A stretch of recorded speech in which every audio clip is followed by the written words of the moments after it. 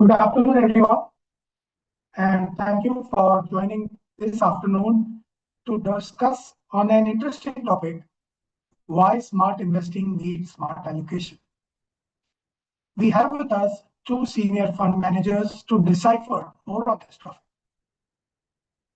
I am pleased to welcome Harshad Purake, Head of Research and Fund Manager for Mid-Asset Balanced Advantage Fund, Mid-Asset Multi-Asset Fund, and co-manager for Equity Savings Fund and Aggressive Hybrid Fund, along with Rajesh Kasera, Fund Manager for Mid-Asset Aggressive Hybrid Fund and the Equity Savings Funds. Thanks, Arshad and Rajesh, for joining me today. Thank you. Thank you, Vaibhav, for having us. Thanks, Vaibhav. Yeah, thanks. So, when we usually speak to investors usually become very bullish and they want to invest only in the asset class which performs, especially in the asset class which is in the bull run. And usually we chase returns of the past for our future allocations. We have seen time and again that asset allocation drives a major part of investors' return. However, chasing the best performing asset class leads to suboptimal returns.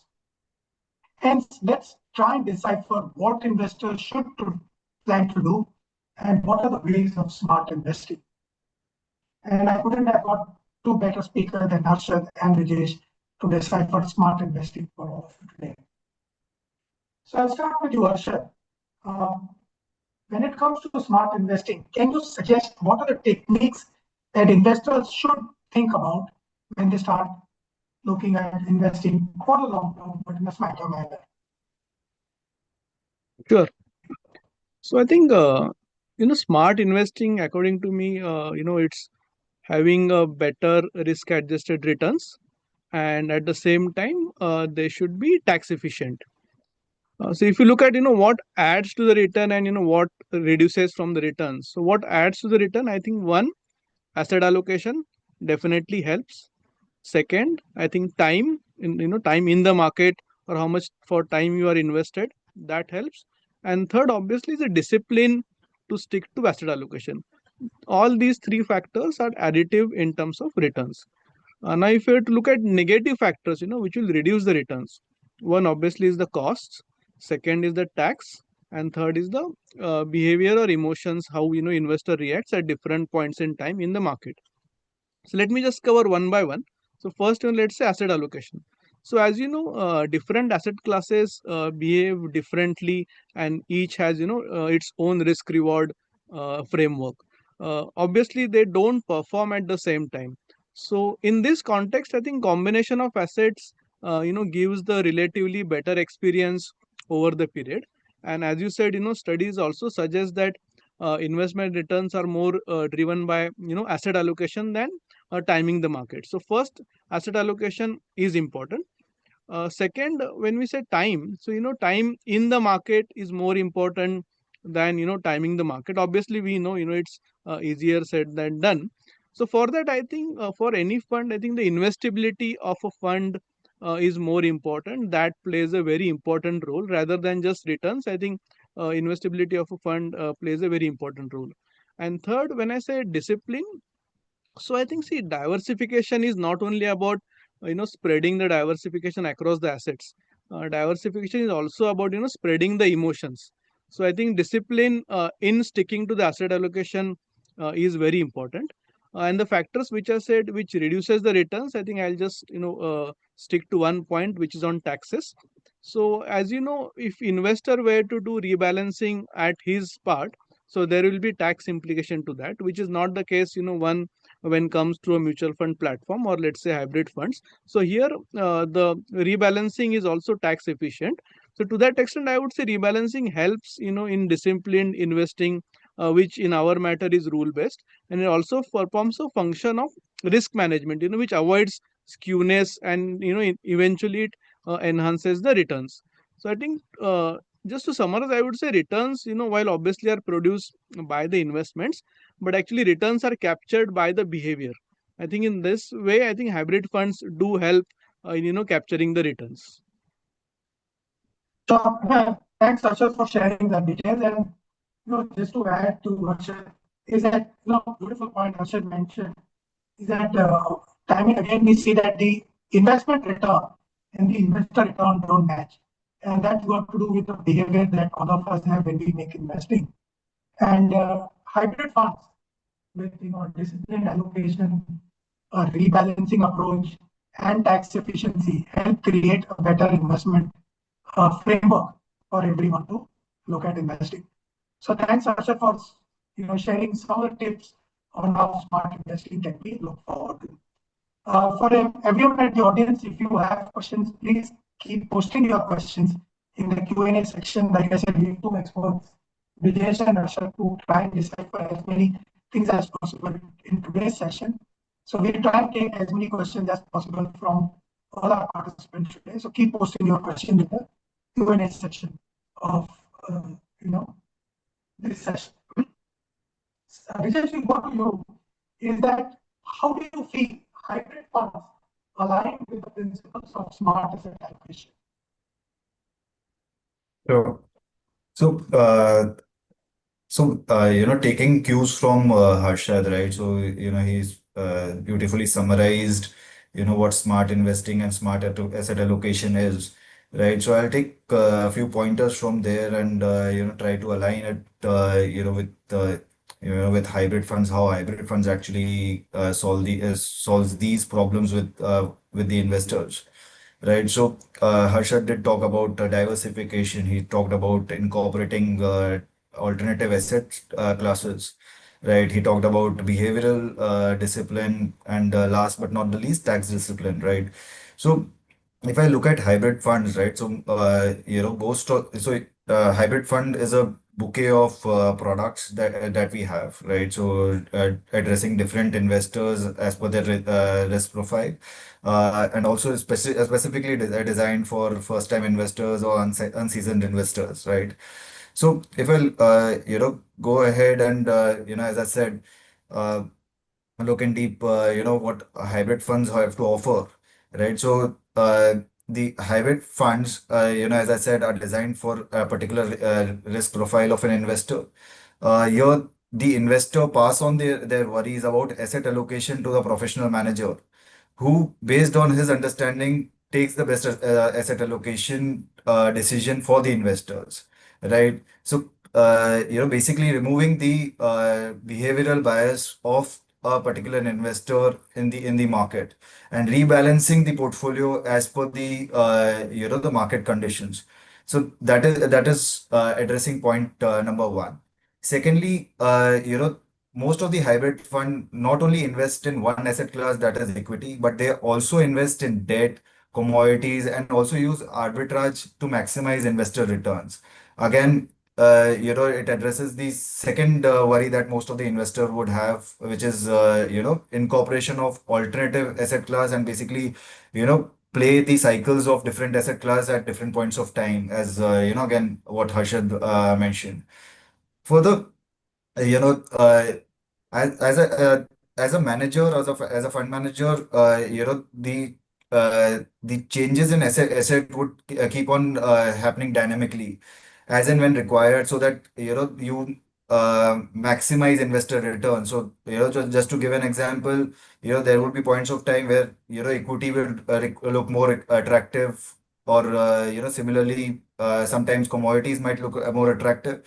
So the as a fund manager, you can kind of maximize the investor return by allocating accordingly. So that again that solves the diversification problem that the investor have, and not having to worry about whether gold is the right investment right now, or equities are the right investment, or debt is the right investment strategy right now.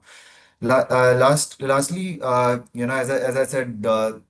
You know, considering here the asset class is more diversified, or the asset allocation is more diversified, in a volatile market, the drawdown of such funds are relatively lesser versus the benchmark.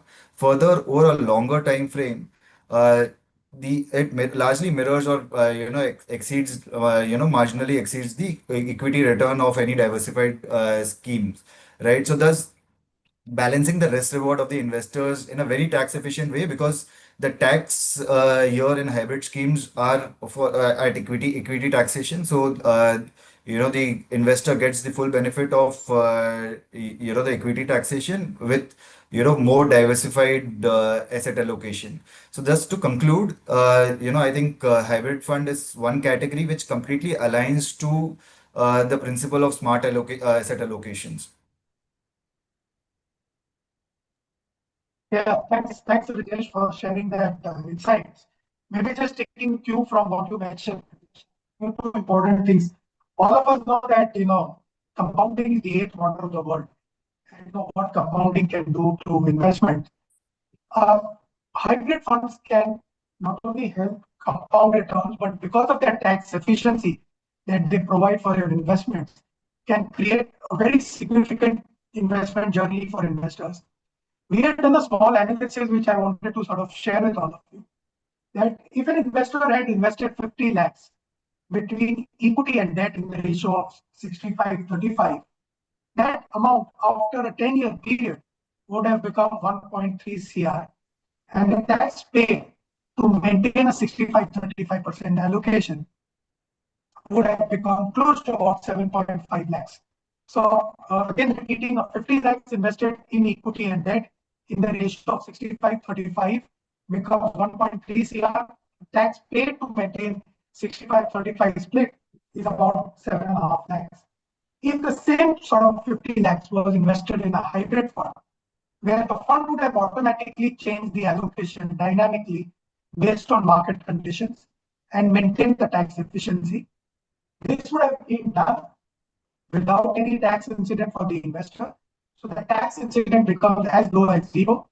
But the investment value also, instead of 1.3 CR, becomes 1.5 CR. So not only the investor saves tax, but his investment value goes up, because not only does he save on the tax, the compounding of his investment also happens. This is a big create a far better experience for investors. So I know Harshad and Ritesh have highlighted very important things. One is when you invest in hybrid funds, and that's a very smart way of investing. You invest in asset classes which have negative correlation, and hence, if equity does well or gold doesn't do well, or fixed income does well, your overall portfolio doesn't get impacted to that large extent. Second, you can use rebalancing to your advantage, tax efficiency for your advantage, and most importantly, it removes the emotions of investing from your investment and helps create more stable investment journey for you. So I think these were few smart techniques which investors can use to start investing, and hybrid funds, like we discussed, are a beautiful way to take this investment option. So I'm again very pleased to inform you that today Miraset Aggressive Hybrid Fund completes 10 years of track record. In the last 10 years, we've seen huge volatility in markets, whether it's a pandemic, geopolitical issues, demonetization, and we've seen interest rate movements quite drastically, both globally as well as in India. In spite of such a volatile period over the last 10 years, I'm very happy to say Miraset Aggressive Hybrid Fund has delivered more than 12.5% CAGR returns during this period. When I look back on the performance of the performance of the product is not only quartile one, it's actually a decile one, which means among the top, say 100% of the funds, it's in the top 10 percentile of the funds, which just tells you that a very strong track record has been created for this product over the last 10-year period. The NAV of the fund from 10 has become 32 during this 10-year period, which means your money is compounded more than 3 times during this period and become 3 times during this period. This performance track record emphasizes how hybrid funds can help create significant wealth for investors in spite of them having lower volatility. So taking a cue from what we've discussed so far, and again on our aggressive hybrid journey, my first question on this one for Harshad is, what are the lessons that you've seen from the fund's 10-year journey that can help investors make smart decisions today? Sure. Yeah, I think if you look at 10-year as a period, right, I think it's a decent period to assess the effectiveness of any strategy. So in that context, whatever numbers you put through, so three times in 10 years, so it clearly kind of tells you that, whatever strategy we have been working on has kind of worked. But I think the most important lesson out here, and when you mentioned 10 years again, just for the sake of repetition, that time in the market clearly beats timing the market. So if you look at last 10 years, the journey through ups and downs and different events. So what we have done simple things. One, we have stuck to our asset allocation. So depending on market valuations, we have increased or decreased the equity percentage, and at the same time, not compromised in terms of the strategy. Whenever it was all rule driven or framework driven, so we are not compromised on that. In the last 10 years, as Vaibhav said, that there are many events, right? So there was a period of uh, demon, or let's say GST, COVID, periods of high inflation, interest rates, what took some almost 12, 13 years to decline, it was reversed in 1.5 year. Then there was geopolitics, different, and also trade wars. So whenever the market corrects, more than the markets, I think the confidence of an investor corrects. So here I think hybrid funds play a very important role, and I think that's what we have learned in our last 10-year journey. And typically, whenever these events happen, more so I'm talking of negative events. So typically, people also feel that I mean, they're also constrained on the capital, and emotions kind of prevent them, from developing the capital. So that is what has happened in the last 10 years. But despite that, I think despite that, the strategy has worked. Now, rather than focusing more on last 10 years, if I were to look crystal ball gauge in the next 5 to 10 years, I don't think the period will be different. There will be different new negative events which could pan out. It will not be a smooth journey, I can guarantee you that.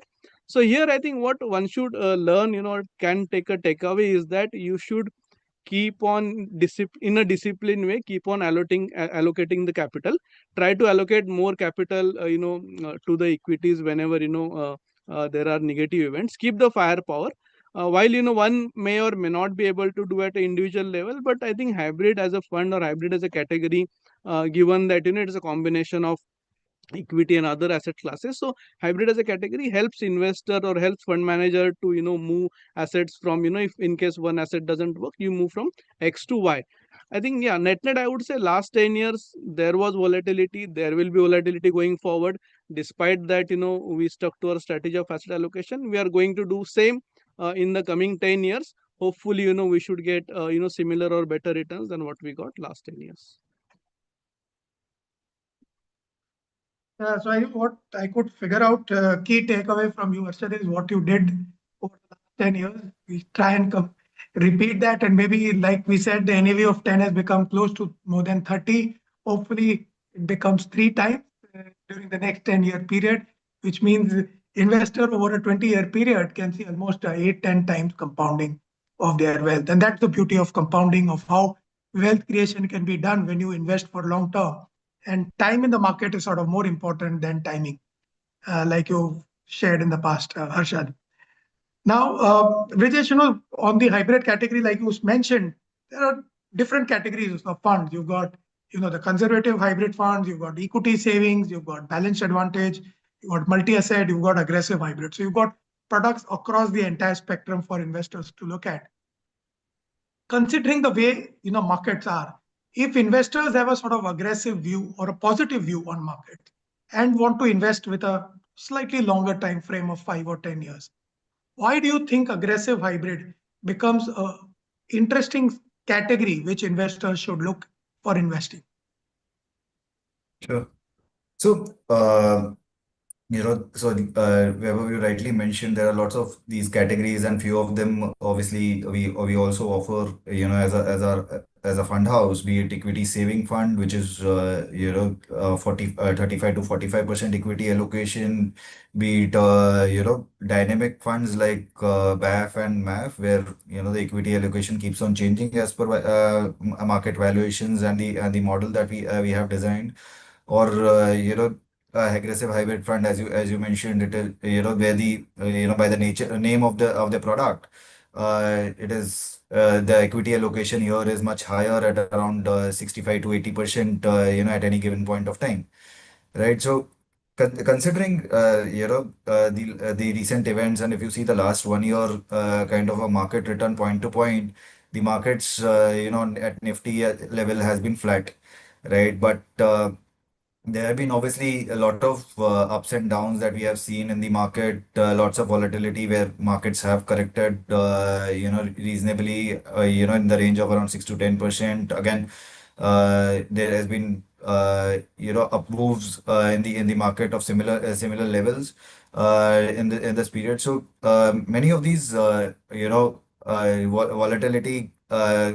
In this kind of volatile market, I think an investor who has who believes in the long-term India story, and with India growing at the fastest pace, globally with 6.5% GDP print, and going forward, a lot of opportunities in terms of scaling up manufacturing and all.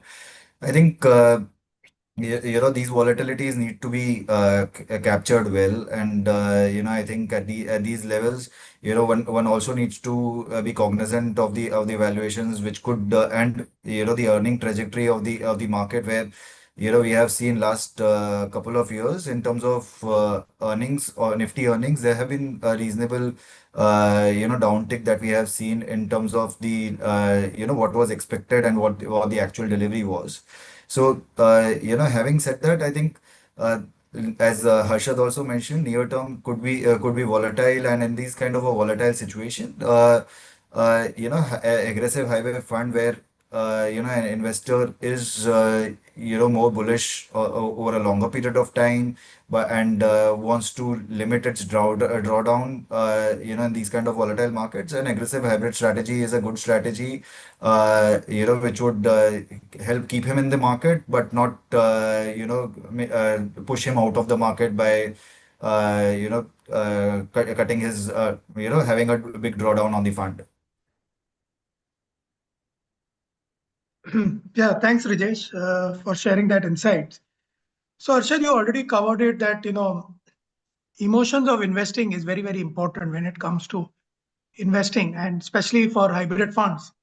So I want to ask you the next question. How does the fund's performance reflect on the disciplined investing approach rather than chasing returns on the best performing asset class? How you've been able to sort of match the asset class allocation mix and not over allocate to the sort of asset class which is doing well? Sure. So I think, see, returns of any fund, for that I'm talking more of hybrid funds, are function of two things according to us. One is asset allocation, how much you allocate to different asset classes, and second part, which is more important, in my view, is what you buy within that asset class.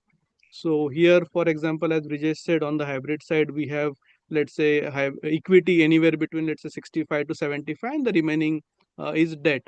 So here, I think what we buy on the equity side is very important. Just to spend a minute on this. So if you look at our strategy, we have kept it large cap biased. The reason being, typical investors who come to hybrid category, typically they are FD plus, returns kind of seeking investors.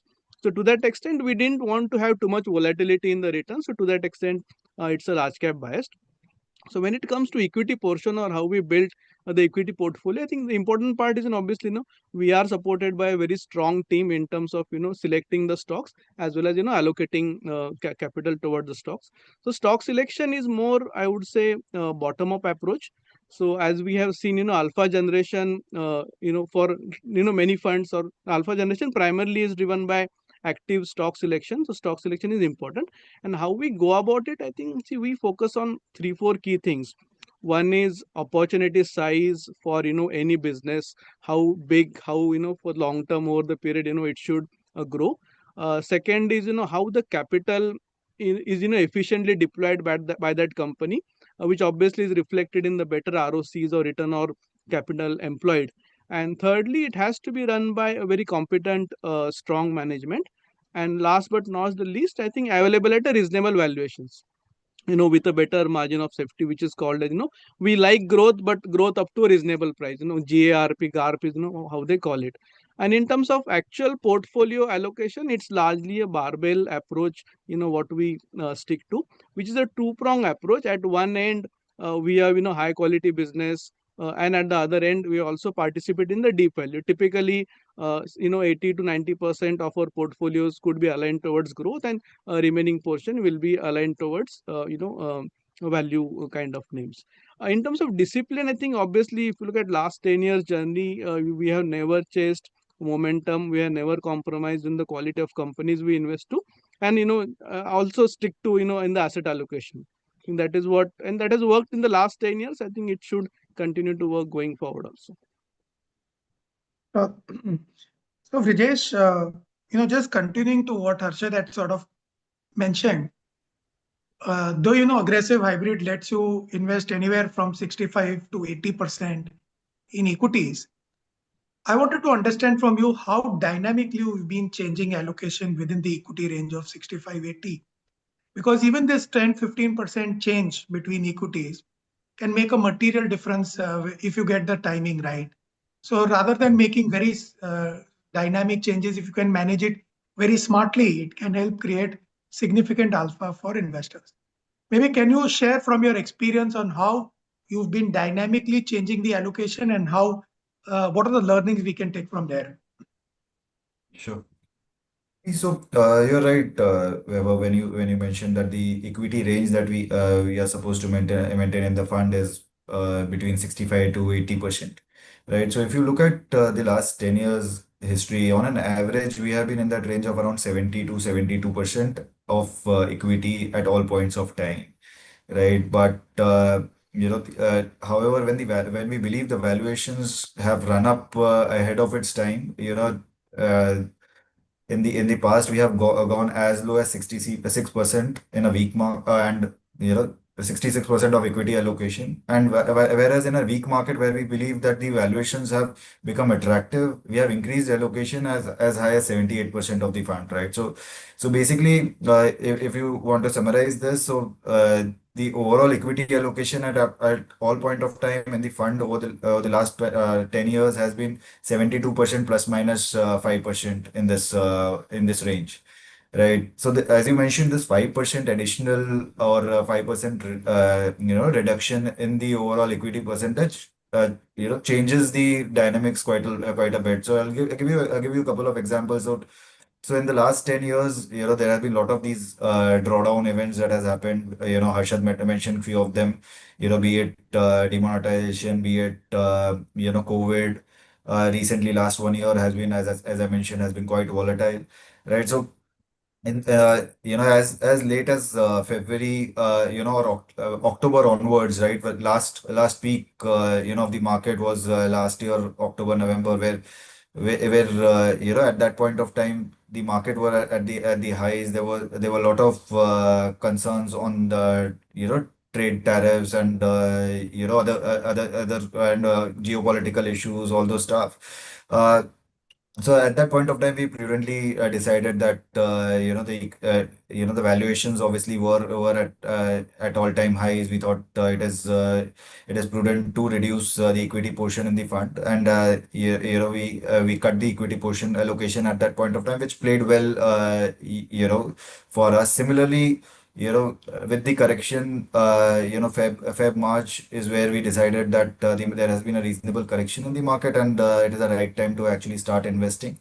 A lot of the bad news have been, uh, have been priced in, and this is where we increase the allocation to the fund to a higher level, right? So net, these little changes of 3-4% actually helps you to capture a bigger pie in the overall and take advantage of the market volatility, if I have to put it this way, right? So uh, y- so and to answer your second question, what is the right mix of equity, or what percentage of equity? How do we decide that? It's a tricky question, right? Because normally debt is a derivative of equity, right? So we decide the equity percentage depending upon lot of factors, be it market valuation, be it macroeconomic situations, or our understanding about the market earning expectations, among others. So we decide the equity percentage, and the debt portion is a derivative of that. It increases on decreases inversely to the equity proportion. But having said that, I think we try to keep a nice balance, and as Harshad mentioned, over the last 10 years, this kind of a balanced approach has helped us create investor returns, and going forward, we hope to replicate the same strategy, and hope that the returns would follow. Yeah, thanks, Rajesh, for answering on that one. So, Arshad, maybe my next question, and maybe the last question from my side, before we open the floor for more questions through the Q&A route. So, to all participants, please post your questions in the Q&A section, and we'll take as many questions as possible. So, Arshad, maybe last question from my side is, what is your current strategy or positioning of the fund? And maybe from both asset allocation perspective, market cap, as well as sector allocation perspective. One request to all participants, please don't raise your hands. Whatever questions you have, please post it in the Q&A section, and we'll sort of take your questions through the question and answer session. Sure. Yeah, So Arshad, I please think, go on. yeah, coming to current strategy, so let me just first cover a few numbers. So equity allocation right now is at around 73%, and the rest is debt. Just on the debt side, the mandate, so while it is managed by our debt team, typically we invest more into G6 and AAA. So if you look at last 1 year, we increased the modified duration. I think somewhere now it is around 2.5 to 3 years. In terms of market cap allocation, one, as I said, while it is a large cap biased, at any point in time we will have at least, I think, 60 to 65% large cap. But right now at this juncture, we have large cap at around 75%, mid cap at 15, and rest is a small cap. Now, before coming to our sector allocations or what we like, don't like, I think what is more important, if you look at the current framework. So if you look at last 6 months or so, first in the budget, if you recall, government has pivoted away from capex towards the consumption, which was the need of the hour. Secondly, if you look at the RBI, they had taken quite a number of steps so as to improve the liquidity, into the market. Monsoon so far has been, well, expectation is, eventually they would end up above average. Coming period obviously is a festive season, so to that extent, consumption hopefully should pick up. In the global context too, as Brijesh said, India upwards of 6.5-7% GDP growth. So India kind of stands out in terms of growth. So we are positioned towards revival in the consumption in the second half. Obviously, base effect will also play into the numbers as we move into the third quarter and fourth quarter. 1 year down the line, there is a hope of revival of private capex. So this is how we are largely positioned in terms of our near-term outlook. Coming to sectors, see, we are overweight private financials. Last year, we had taken a contra call on pharma in terms of going overweight. I think that has worked, and we continue to remain overweight out there. Consumption as a theme, we like X of FMCG, where we are underweight, but X of that, building materials, retail, QSR, we are overweight. Cement, we also turned positive in the last 3-4 months. Underweight positions are largely, I would say, global sectors, given what is happening globally. So we are underweight more on oil and gas, let's say, metals to some extent, IT. I think that's largely the positioning in terms of, current fund structure. Yeah, thanks, Arshad. So we'll try and take questions from the audience. So first question from Mr. Abbas is, what are your perspectives about the current market situations? As you've been performing very well, I would like to ask you whether you would invest heavily now or keep cash ready for upcoming quarters.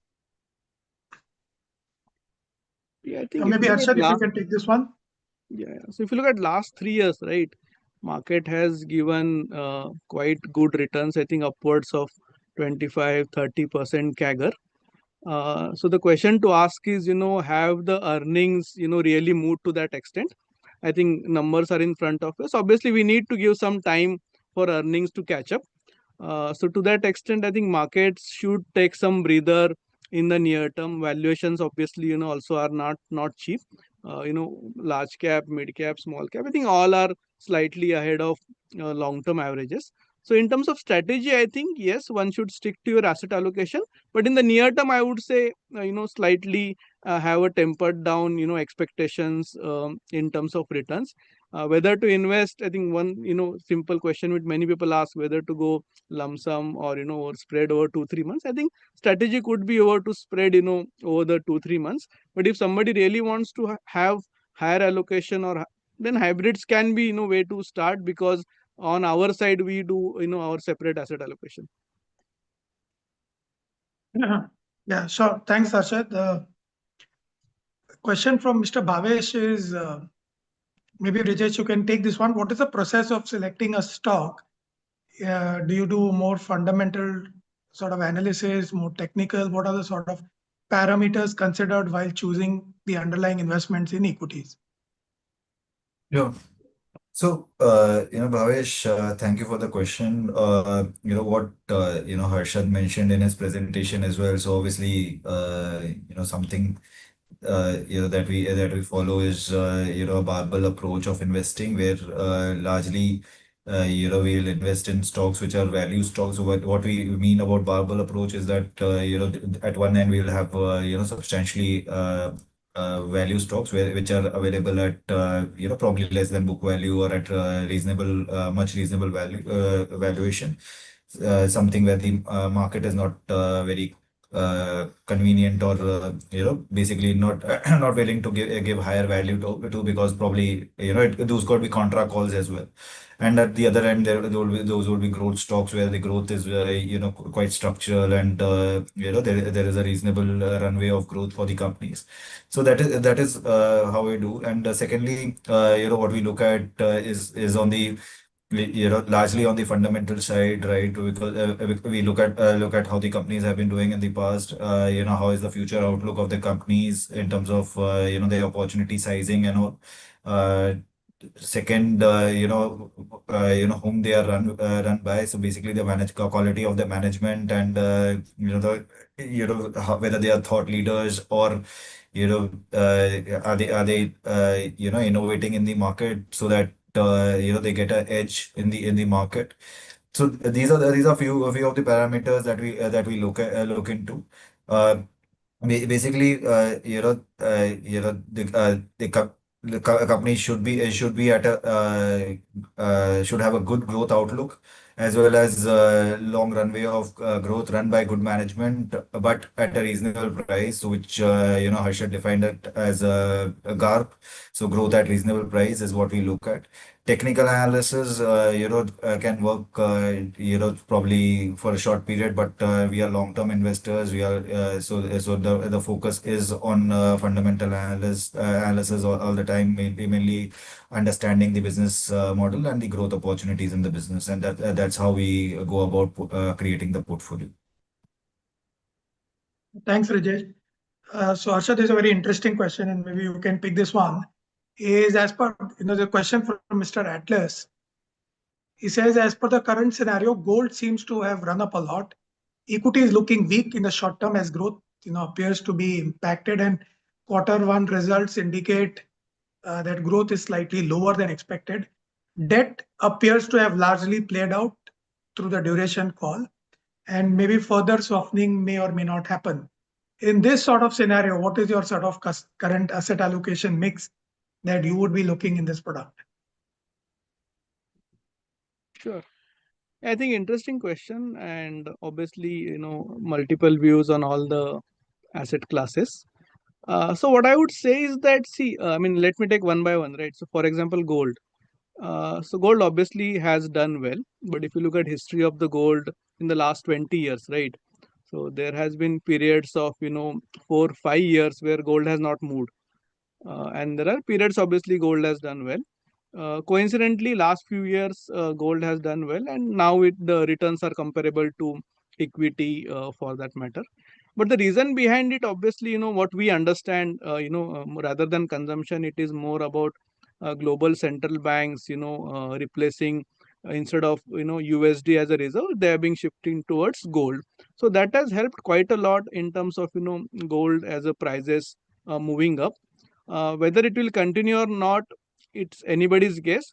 But I think the returns which has been there in the last few years, obviously, they are quite much better than what history or fundamental suggests.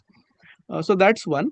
On the debt side, I obviously interest rates, obviously initial interest rate reduction has happened. Now the quantum could be lesser and could be more sporadic. Equity, as you said, obviously returns are on the near term looks quite weak. But let me start saying that equity investing is more about forward looking investing, right? So opportunity in equity is when things go bad. Opportunity in investing, when things don't work. I think that is what is happening now. So if anyways, if the returns were better or corporate earnings were better, the markets would have been, in a different trajectory. But for now, I think one, for the sake of repetition, one should not really focus on what has happened in the last 6 months, what has done well. First start with what is your ideal asset allocation based on your risk appetite. So that's point number one. Second is still, if somebody still wants to time and say that I want to more invest in equity, more invest in debt or gold.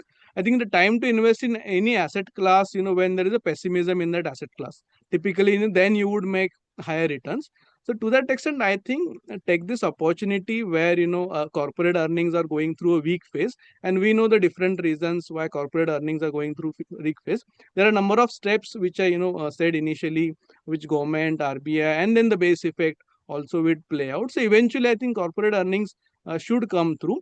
But in the near term, given the performance in the last a few years have a tempered a kind of an expectation in terms of returns. Asset allocation, if you ask me, so we run some other dynamic hybrid funds. So there right now, if you look at our allocation, we are roughly at around between 52 to 53 equity. Gold, we have reduced some percentage and added silver. But net from the equity point of view, we are at 50 to 53. Here in the aggressive hybrid, given the mandate, we are at around 73%. Sure. So question for you, Brijesh, is a couple of questions on sectors. So question from Mr. Chandra Joshi, Manoj, is what are the sectors that you feel will do well? And they wanted to get perspective on banking, IT, and maybe healthcare sectors. Yeah. So, Harshad in the presentation did mention about our overweight sectors, right? So, at this point of time, we are overweight on healthcare, we are overweight on financial services, and equal weight to marginally underweight on IT, right? Or basically the global sectors that Harshad mentioned, right? So, basically, the idea here is that first starting with IT. Right, considering it's being a global sector and a lot of volatility in terms of the trade tensions, globally, and how the overall threat of AI, how it would impact the overall earning trajectory for these companies over a longer period of time. These are some things that are keeping the sector earnings under check, right? So if you see the last year and a half, the sector has been going through substantial pain in terms of earning delivery.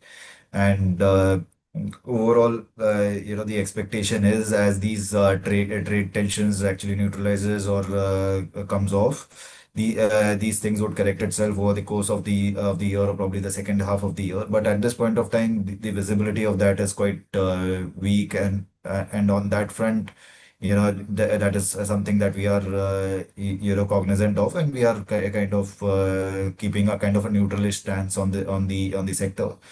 Coming to the overweight names, starting with healthcare, there is last year somewhere we took a stance that the market is kind of underplaying the overall healthcare opportunity and the kind of improvement that has happened on the healthcare space globally as well as in India.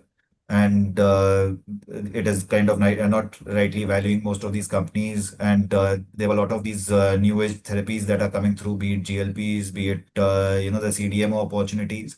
And this is where we thought, it makes sense to add weight or allocations in these segments. And if you look at the portfolio, there's a lot of these CDMO companies, a lot of some hospitals. There are these the GLP companies who will benefit out of GLPs that have been added to the portfolio, and that have kind of worked well. As Harshad mentioned on over the last 1.5 years. So. That is something that we continue to remain bullish on. We think, the theme of CDMO, where the China Plus One, the Biosecure Act, which was a story last year, though it has not fructified this year, it is still a good, there are still movement happening from companies and looking at other geographies other than China.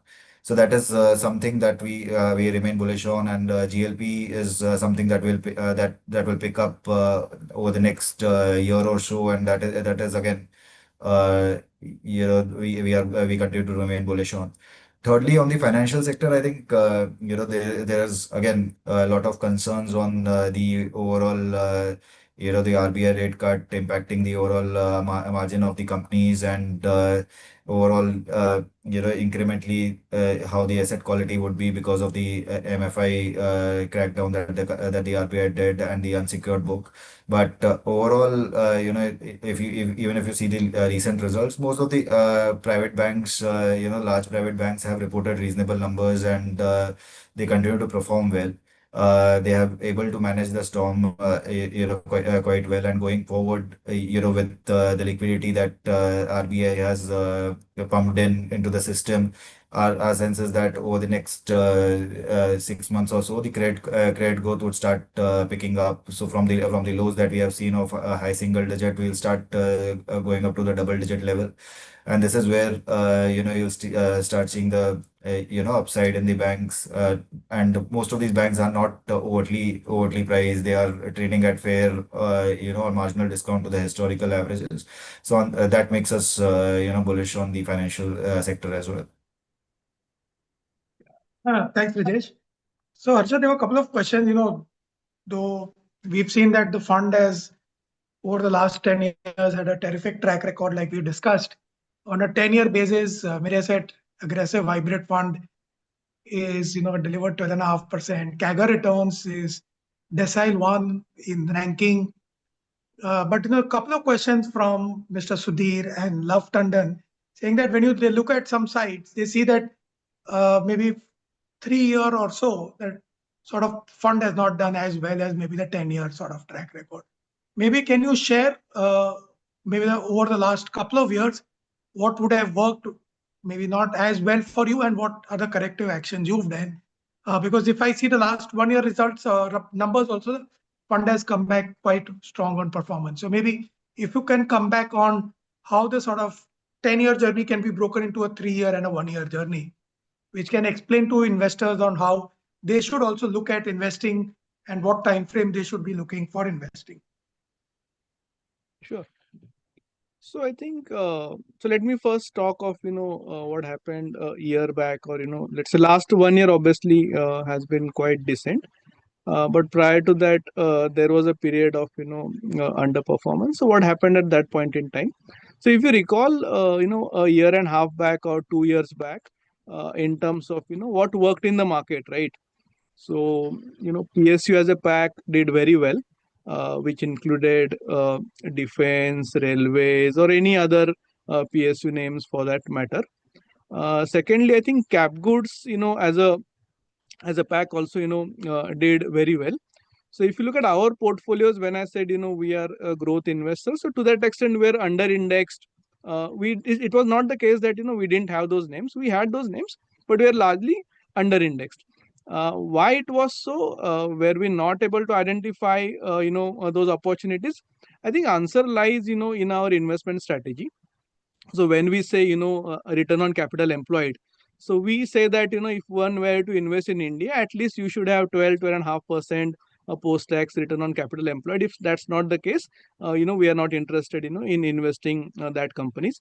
Secondly, if you look at many of these names, in terms of customer diversification, so many of these names which work, there was only one customer, which was basically giving out the orders. So to that extent, there was a lot of, I would say, perceived risk. If the budget of that customer goes for a toss, then the orders goes for a toss. So there are a few things, which didn't work when we tried to analyze those companies. So at that point in time, we didn't invest. If you look at cap goods as a pack, right, and private cap good names, so the starting valuation for those cap good names itself was 40-50 p. From there, in the anticipation of, private investment, 40-50 went up to 80-90 p. So at the starting point of 40-50 PE itself, was not cognizant in terms of our investment framework. And anyways, 90, we are not going to chase those names. So I think that was what happened a year and a half back, and there, I think kind of, we were not in that set of stocks. But if you look at last 1 year, I think I believe that, all those excesses have corrected. Many of those stocks are down 40, 50, 60%. So thankfully, we didn't chase those names. We stuck to our strategy. I think that is what, the story was in the last 2-3 years. Uh, So maybe last couple of questions that we'll take from the audience is, one question from Mr. Sanjay is that do you also take exposure to REITs and InvITs in this portfolio? And what would be the sort of allocation? Maybe Rajesh, can you take this one? Yeah. So as per the SID, we are allowed to take exposure to REITs and InvITs in this fund, and in the past, there has been allocation, to these to these sectors or to these instruments. And overall, though there is no percentage that we have fixed where this is a percentage that we'll keep in REITs or InvITs.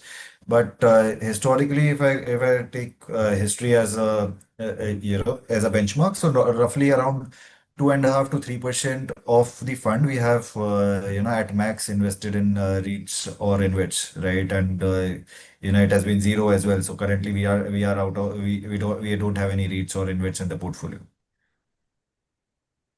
Okay, thanks, Rajesh.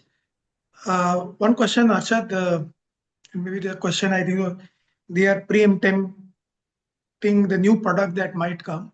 So question from Mr. Syed is that while hybrid funds significantly smooth equity growth curve of portfolios, won't it make sense if these products also allow long short or about only 25 to 40% net exposure?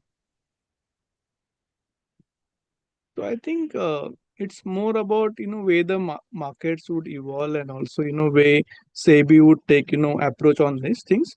So I think SIF is already the new strategy, new category which SEBI has come up with. I think these are baby steps. We have started it. I think eventually, if I had to take a 5-year view, I do assume or presume that, multiple of such products would be, be part of, the investment bouquet from mutual fund houses.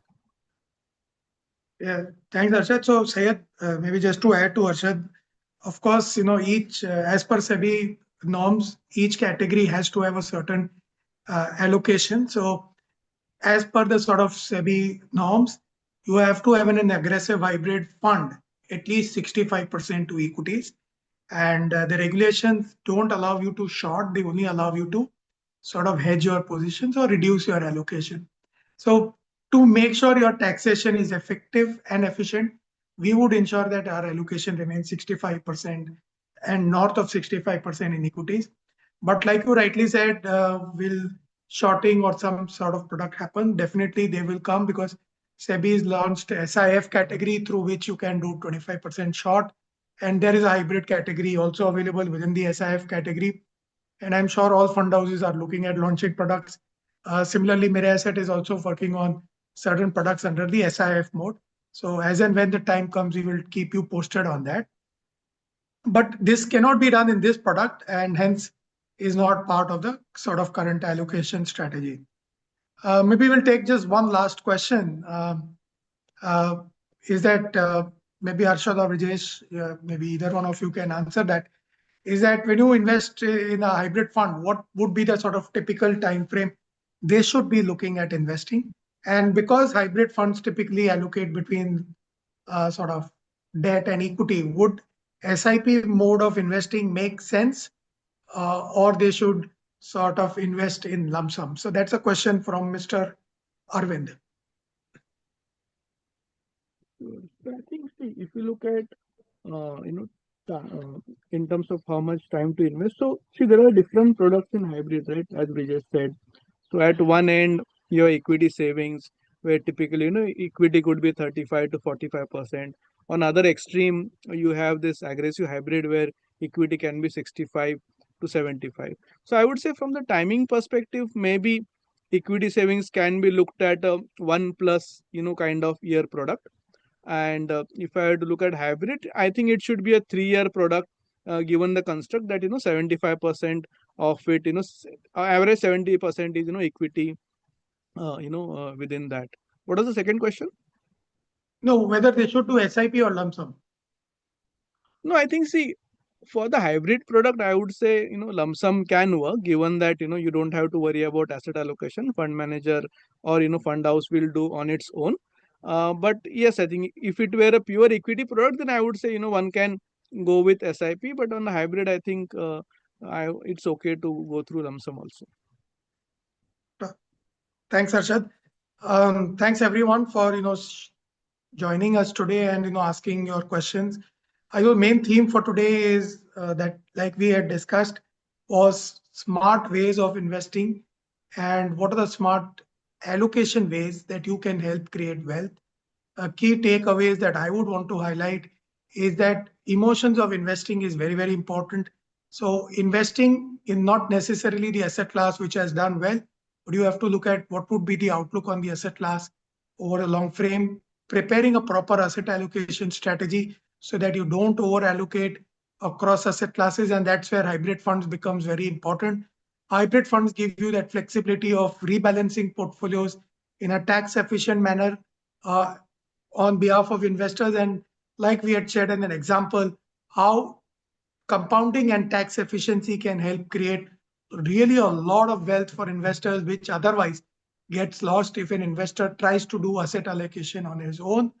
And also, we've sort of covered the 10-year journey for Miraset Aggressive Hybrid Fund on how the fund has been able to manage very well over this 10-year period and has created long-term wealth for investors.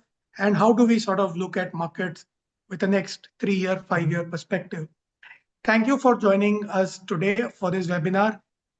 We keep doing multiple webinars and we would want to take your feedback on the session. So please do share your feedback on those sessions so that we can make it more interactive and we can address as many questions as you have and make your investment journey much better. And please do attend our webinar so that our interactions with you continue.